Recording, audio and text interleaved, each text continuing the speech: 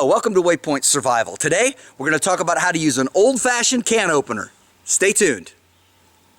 On one of my last videos, I was trying to demonstrate how to open a can using an old-fashioned can opener, and I was making a mulligan stew. And I thought, I carry a P38 all the time. It looks like it's a familiar process. I can figure it out, and I didn't take time to practice. Well, I guess the joke's on me because it ended up pretty well being botched, and I ended up just kind of opening the can the hard way by just hammering in and prying and hammering in and prying, and it really messed it up.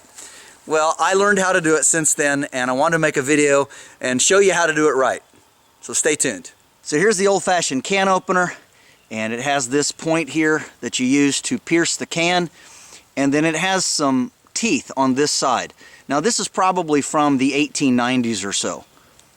So obviously it's been around a while, it's been well loved and well used. Now you use this and it's a little counterintuitive to the way that I thought you would use it. First of all, you do start by putting the point in, and then you have to take your hand and you pierce the can like that. So that's how you get started. But after that, you want to angle this to the side, just like this.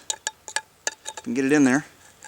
And then you just simply work your way around the can counterclockwise, and it will slice it open quite easily.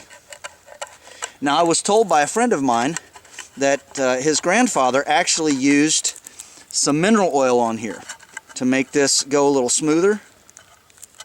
And but again, it just takes a little bit of work to figure it out.